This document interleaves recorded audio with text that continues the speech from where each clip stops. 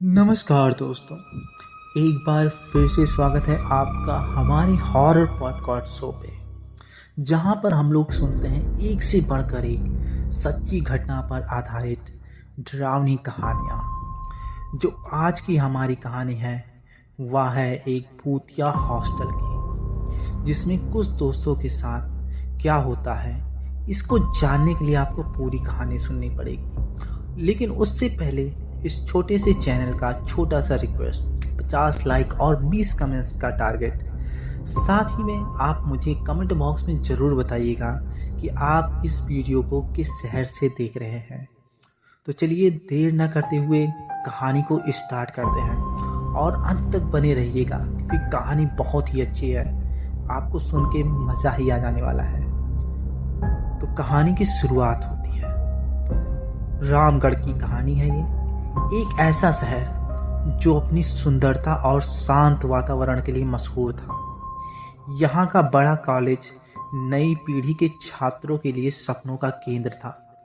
हर साल हजारों छात्र यहाँ आते और नए जीवन की शुरुआत करते।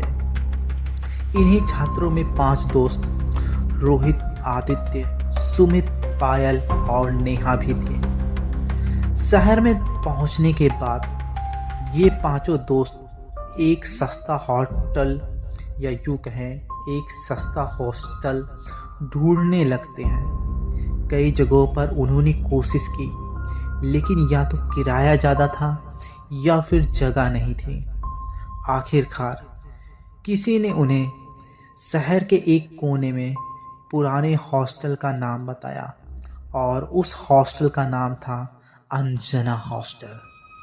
यह हॉस्टल एक व्यक्ति ने उन लोगों को वहां ले जाकर दिखाया।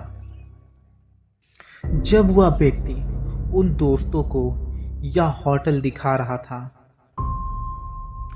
जब वह व्यक्ति उन दोस्तों को यह हॉस्टल दिखा रहा था तो वह बोल रहा था, यह जगह बहुत सस्ती है। लेकिन और ऐसा कहते ही उसने एक चुप्पी साध ली। आदित्य ने पूछा, लेकिन क्या? उसने कोई जवाब नहीं दिया और बोला, कुछ नहीं। अगर तुम्हें रहना है तो जाओ, पर ज़्यादा सवाल मत करना। अंजना हॉस्टल दूर से ही डरावना लग रहा था। 4 मंजिला पुरानी इमारत, जिसकी दीवारें टूटी फूटी थीं। खिड़कियों के शीशे या तो गायब थे या टूटे हुए। छत पर काले कौवे मंडरा रहे थे और हवाएं सन्नाटे को चीरती हुई अजीब सी आवाजें निकाल रही थीं। सुमित ने कांपती हुई आवाज में कहा, यार ये जगह तो फिल्म के भूतिया हॉस्टल जैसी लग रही है। रोहित ने हिम्मत दिखाई और कहा, डरपोक, चल अंदर चलते हैं। हॉस्टल के गेट पर रघु काका नाम का एक व्यक्ति खड़ा था। वह एक बूढ़ा चौकीदार था, जिसके चेहरे पर झुर्रियां और आंखों में अजीब सा डर था। रघु काका ने धीमी आवाज में कहा, क्या तुम लोग यहाँ रहने आए हो? तो रोहित ने जवाब दिया, हाँ काका, हमें 5 कमरे चाहिए। रघु काका ने उन्हें घूरते हुए कहा, ठीक है, लेकिन एक बात का ध्यान रखना, रात होते ही अपने कमरे में बंद रहना और किसी हाल में कमरा नंबर 13 के पास मत जाना।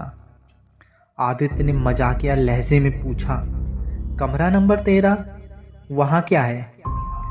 रघु काका ने कुछ नहीं कहा। उसने उन्हें चाबियां दी और धीरे धीरे अंधेरे में गायब हो गया। हॉस्टल के अंदर का दृश्य बाहर से भी ज़्यादा डरावना था। सीढ़ियाँ पुरानी थी और चलते चलते चरमरा रही थी। दीवारों पर अजीब से काले निशान थे, जैसे किसी ने नाखून से घिसे हो। पायल ने पूछा, ये निशान कैसे बने होंगे? रोहित ने कहा, शायद किसी की शरारत होगी, या यहाँ कई सालों से कोई आया नहीं होगा। वे अपने अपने कमरे में चले गए। हर कमरे की खिड़की पर भारी जंग लगी हुई थी। कमरों में धूल भरी चादरें पड़ी थी। यहाँ सफाई का तो सख्त ज़रूरत है, ऐसा नेहा कहती है। दिन भर की थकान के बाद सभी जल्दी सो गए, लेकिन जैसे ही घड़ी ने रात के 12 बजाए, हॉस्टल में एक अजीब सी हलचल शुरू हो गई। जैसे सीढ़ियों पर किसी के पैरों की आहट सुनाई दी। दरवाजे पर एक धीमी दस्तक होती है और इस तरह से सुमित की नींद खुल गई। उसने दरवाजे की ओर देखा। उसकी आंखें फटी की फटी रह गई। दरवाजे के नीचे से एक परछाई गुजर रही थी।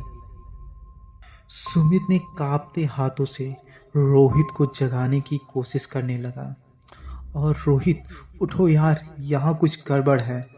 रोहित ने करवट बदलते हुए कहा। क्या हुआ सुमित, सोने देना। लेकिन तभी एक दरवाजे पर खटखट की आवाज़ होती है। दरवाजे पर 3 बार जोर से दस्तक हुई। अब रोहित भी झटके से उठ बैठा। दोनों एक दूसरे की ओर देखने लगे। कमरे में सन्नाटा था। हल्की रोशनी में दीवार पर खिड़की से छनकर आती परछाइयां लहराने लगीं।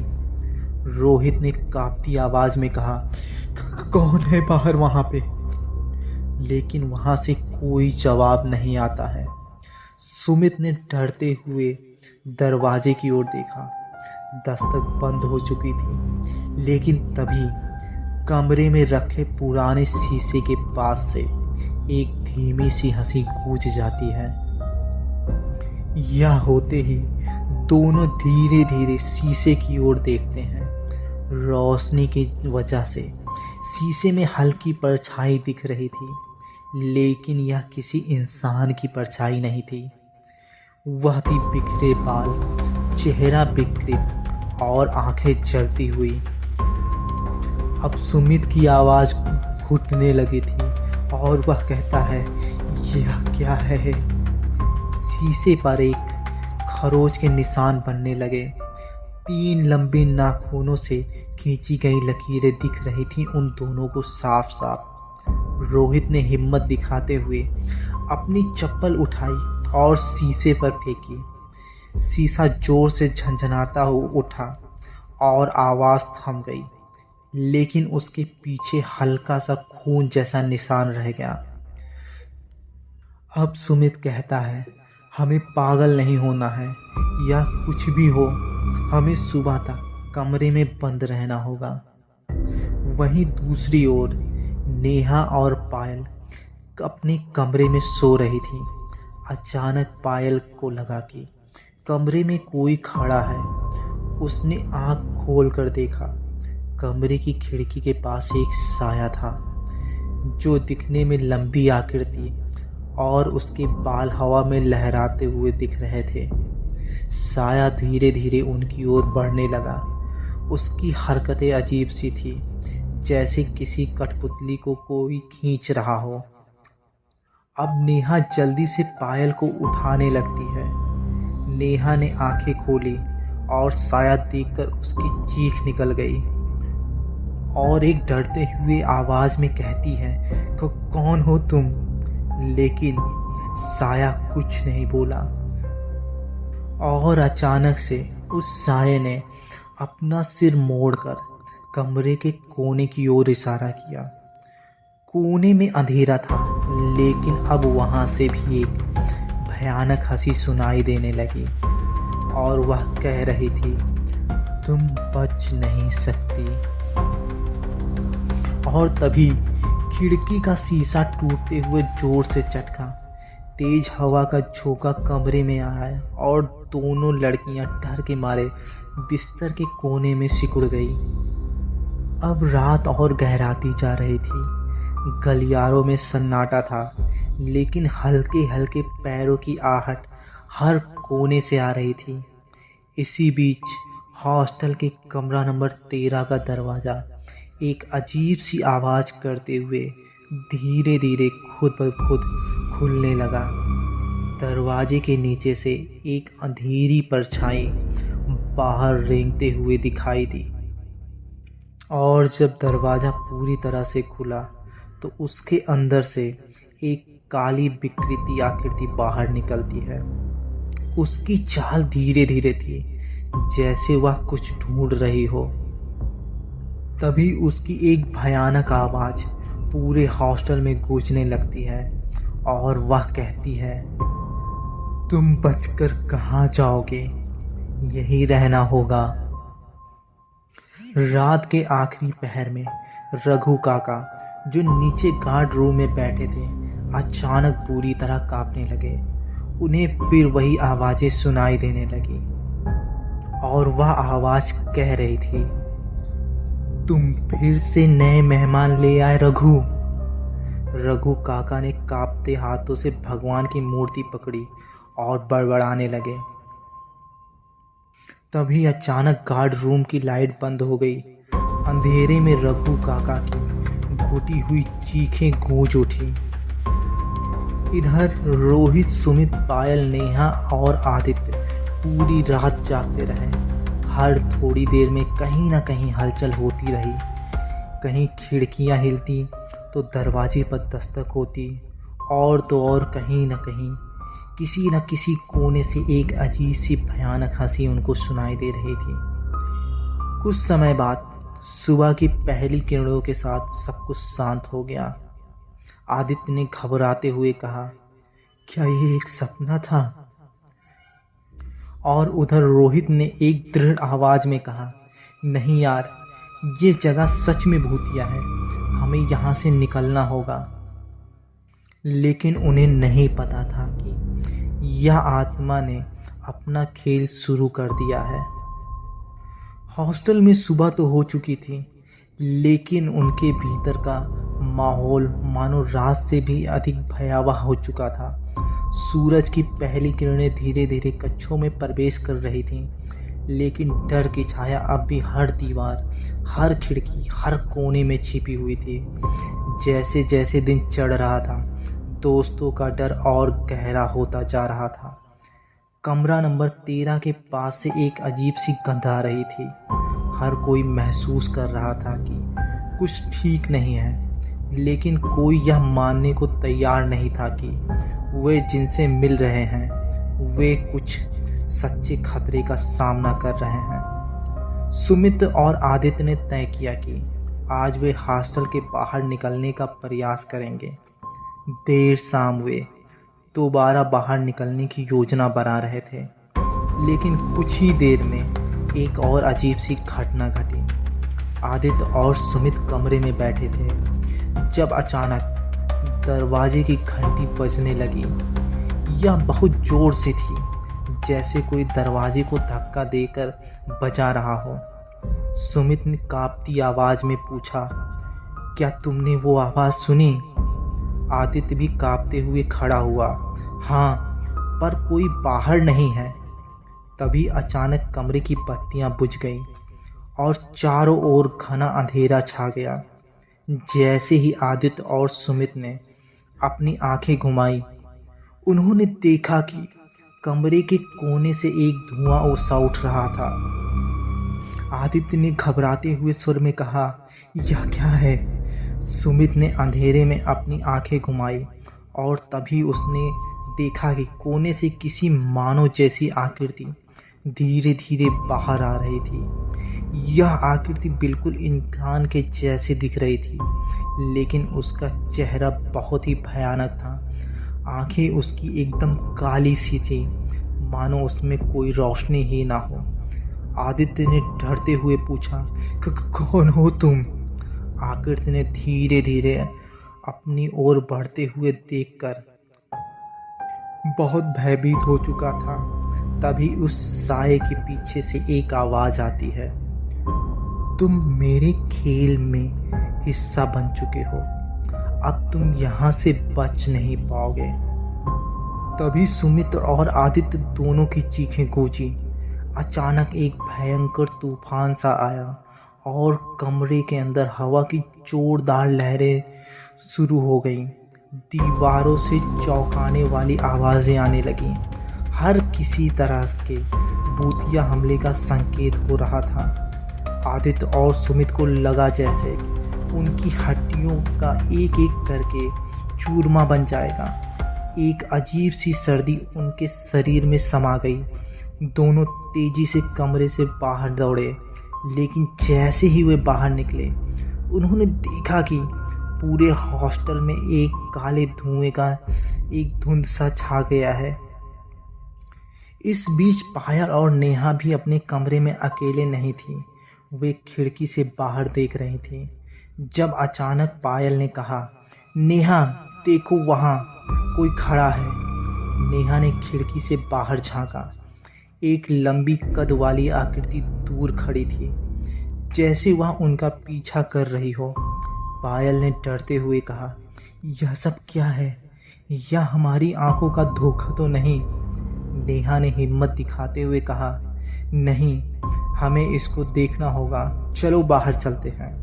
लेकिन जैसे ही दोनों ने दरवाज़ा खोला, अंदर से एक ज़बरदस्त आवाज़ आई, मानो किसी ने उनके पास से बुरी तरह से चीखते हुए गुजरने का प्रयास किया हो। दोनों घबराए हुए वापस कमरे में लौट आए, लेकिन तब तक दरवाज़ा अपने आप बंद हो चुका था। तभी पायल ने फुसफुसाते हुए पूछा, क्या तुमने सुना? यह कोई इंसान नहीं हो सकता है। अब नेहा का चेहरा सफ़ेद हो गया था और उसे कोई रास्ता समझ में नहीं आ रहा था। यह सब देख सुनकर अब दोस्तों का हौसला टूट रहा था। वे अब पूरी तरह से डरे हुए थे और कमरा नंबर 13 के रहस्य को समझने के लिए भी तैयार थे। रात के अंधेरे में जब चारों ने एकजुट होकर उस कमरे की ओर बढ़ने का फैसला किया, तो जैसे ही वे वहां पहुंचे, दरवाज़ा खुद ब खुद खुल गया। कमरा अंदर से बिल्कुल सर्द और सूना था। अंधेरे में कमरे की दीवारों पर खून के धब्बे दिखाई दे रहे थे, खिड़कियों में जाले लगे थे और हर तरफ अजीब सी खरोच थी, जैसे किसी ने लंबे नाखूनों से दीवार को खींच रखा हो। सुमित ने कहा, यह जगह सजा सजा कर रखी हुई है, मानो किसी ने जानबूझकर इसे बर्बाद किया हो। नेहा ने धीरे से कमरे के अंदर कदम रखा और महसूस किया कि कमरे की हवा ठंडी हो गई थी। उसने आगे बढ़ते हुए देखा कि कमरे के एक कोने में लाल रंग से जलती हुई आंखें उन लोगों को झांक रही थी। जैसे ही उसने उस दिशा में कदम बढ़ाया, अचानक एक जबरदस्त शोर उठा और पायल चिल्लाते हुए कही, हम यहाँ से तुरंत भागना चाहिए। लेकिन जैसे ही वे पलटने वाले थे, कमरे का दरवाज़ा अपने आप बंद हो गया और बाहर से गहरी और भयानक हंसी गूंजने लगी। और फिर एक बार वही भयानक शब्द गूंजने लगे, तुम नहीं जा सकते, तुम मेरे यहाँ के एक मेहमान हो और मैं अब तुम दोनों सबकी खातिरदारी करूँगी। और ऐसा कहते हुए वह एक भयानक हंसी हंसने लगती है। अब उन्हें बाहर निकलने का कोई रास्ता नहीं दिख रहा था। दीवारें उन पर चुपके से बंद हो रही थीं और दरवाजे की आवाज़ें बहुत धीमी और डरावनी थीं। दोस्तों ने कई बार कोशिश की, लेकिन उन्हें कोई रास्ता नहीं नज़र आया। तभी उन दोस्तों के सामने एक दृश्य दिखाई देने लगता है, जिसमें एक महिला के जलकर मौत होने का दृश्य उन सबके सामने घूमने लगता है। अब वो दोस्त समझ चुके थे कि हो ना हो यह वही औरत है जिसकी आत्मा अभी भी इस हॉस्टल में भटक रही है और वह अब सबसे बदला ले रही है। हो सकता है यह अब एक बुरी आत्मा में बदल चुकी हो। तभी वह आत्मा एक भयानक रूप में बदलने लगती है और उसका नाम रानी होता है। अब हर कदम पर हर हरकत उन लोगों को और भी डर पैदा कर रही थी। उन दोनों सब दोस्तों के सामने वह आत्मा एक भयानक रूप में दिखती है। उनके शरीर का मांस हड्डियों से लटक रहा था। उसकी आंखों में चमकते हुए लाल रत्न की तरह जल रहे होते। उसकी हड्डियां चटक चटक कर चलती थी और उसके नाखूनों से खून की धाराएं बह रही थीं। उसकी उपस्थिति से एक अजीब सी बदबू उत्पन्न हो चुकी थी, मानो उस कमरे में सड़े हुए लाश की बदबू आ रही हो। तभी अचानक कमरे में हवा की गति बढ़ने लगी, पूरी दीवारें हिलने लगी और खिड़कियां अपने आप बंद हो गईं। रानी यानी उस आत्मा की भयंकर हंसी एक बार फिर उनके कानों में गूंजने लगी और वह कहती है, तुम जहाँ भी जाओगे मैं तुम्हारे साथ हूँ, तुम कहीं नहीं जा सकते। अब सभी दोस्त जो डर से कांप रहे थे, उसमें से एक के दिमाग में एक विचार सोचा और उसने सभी दोस्तों से कहा कि हमें इस घर के कमरे के हर कोने से उन पवित्र मूर्तियों किताबों को लाकर इकट्ठा करना होगा और उस चीज़ में जो भी लिखा होगा उसे पढ़ना होगा। शायद उससे यह आत्मा हम लोगों का पीछा छोड़ दे। और उन सब दोस्तों ने अब धीरे धीरे करके सभी कमरों से जितनी भी पवित्र सामानें होती हैं, चाहे वह मूर्तियां हो या किताबें हों, जो भी जिसके हाथ में लगा वह लेकर एक साथ एकजुट हो गए एक हॉल में। और अब सब दोस्त एक साथ बैठकर मंत्रों का उच्चारण करने लगते हैं। लेकिन यह सब उस आत्मा को रोकने के लिए शायद काफ़ी नहीं था। शुरुआत में वह आत्मा इन सब चीज़ों को देखकर और भी क्रोधित हो जाती है और उन लोगों पर बहुत तेज़ी से हमला करती है। वह अपनी शक्तियों के द्वारा किसी भी सामान को उठाकर उन दोस्तों के ऊपर फेंक रही होती है, जिससे कई दोस्तों के सिर फूट जाते हैं तो कई के हाथ कट जाते हैं। लेकिन उन दोस्तों ने साहस करके अपने मंत्रों को पढ़ना नहीं रोका और इस तरह से उस आत्मा को उन लोगों ने हरा दिया। और कुछ ही देर में वह आत्मा एक चीख मारती हुई वहाँ से गायब हो जाती है। और ऐसा होते ही वे सभी दोस्त भी वहाँ बेहोश हो जाते हैं। और जब सुबह की पहली किरण होती है तो उन लोगों की नींदें खुलती हैं। लेकिन अभी भी उन सबको उस रात की भयानक दृश्य साफ साफ याद थी। तुरंत वे सब दोस्त अपने सामान को पैक कर उस घर से बाहर निकलते हैं और बाहर कुछ दूरी पर चलने के बाद वे देखते हैं पीछे मुड़कर तो वहाँ कोई भी हॉस्टल नहीं होता है, मानो वह कोई भ्रम हो। अब यह देखकर तो उन दोस्तों के पैरों तले ज़मीन खिसक जाती है। अब वे दोस्त उस ब्रोकर के पास जाते हैं जिस ब्रोकर ने उसे उन हॉस्टल में पहुंचाया था। जब वे वहां जाकर उस ब्रोकर के दुकान के पास पहुंचते हैं तो वह चकित भी कर देने वाला एक दृश्य उनके सामने होता है। वहाँ भी कोई दुकान नहीं होती है, सिर्फ और सिर्फ झाड़ियाँ होती हैं। यह सब देखकर उन दोस्तों के पैरों के नीचे से ज़मीन खिसक जाती है और वे सब समझ जाते हैं कि हो ना हो किसी बुरी शक्ति ने उन सबको अपना शिकार बनाने का प्रयास किया हो। लेकिन भगवान का शुक्र था कि किसी भी दोस्त को कोई भी ज़्यादा नुकसान नहीं हुआ और इस तरह से उन दोस्तों की जान बच गई। लेकिन जीवन भर के लिए उनके जहन में ये भयानक हादसा एकदम बच चुका था। तो दोस्तों, ये कहानी थी वैसे दोस्तों की जो एक हॉस्टल की खोज में थे और किस तरह से एक बुरी शक्ति के शिकार में पड़ गए। उम्मीद करते हैं ये कहानी पसंद आई होगी। अगर पसंद आई होगी तो प्लीज़ मेरे छोटे से चैनल के लिए छोटा सा टारगेट पूरा करने में मेरी मदद करिएगा। 50 लाइक और 20 कमेंट का, इससे मुझे थोड़ा मोटिवेशन मिलेगा और मैं अच्छी अच्छी कहानियाँ आपके साथ शेयर करने के लिए प्रेरित होऊंगा। फिलहाल पूरा वीडियो देखने के लिए आपका बहुत बहुत धन्यवाद।